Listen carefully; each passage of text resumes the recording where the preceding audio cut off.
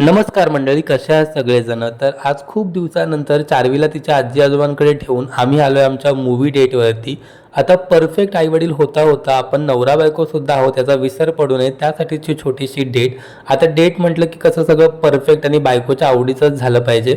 त्यामुळे मस्त मूवी संपल्यानंतर प्रियंकाला खाऊ घातलं तिचं फेवरेट चिली टोस्ट सँडविच. आता सुखदुःखात जसे भागीदार असतो ना तसं मी तिच्या सँडविचमध्ये सुद्धा भागीदार झालो. पण एका बाईटपेक्षा जास्त काय तिने मला खाऊन दिलं नाही.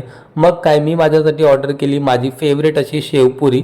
आता प्रियंका तर फुल्ली तिच्या सँडविचमध्ये कॉन्सन्ट्रेट करत होती, त्याच्यामुळे माझ्या शेवपुरीमध्ये तर तिला काय अजिबातच इंटरेस्ट नव्हता.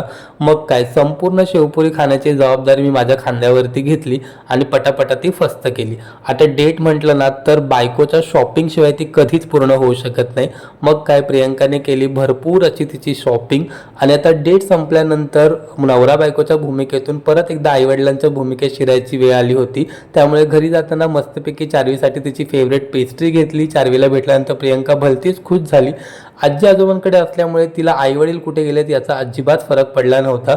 पण पेस्ट्रीवरती मात्र ती फुल्ली कॉन्सन्ट्रेट करत होती. मस्त मजा घेऊन तिची पेस्ट्री ती एन्जॉय करत होती. आणि आता पेस्ट्री तर संपली पण आपला आजचा व्लॉगही संपलाय. तर आजचा व्लॉग तुम्हाला कसा वाटला हे मला कमेंट करून नक्की सांगा. चला आता भेटूया उद्या. Bye bye.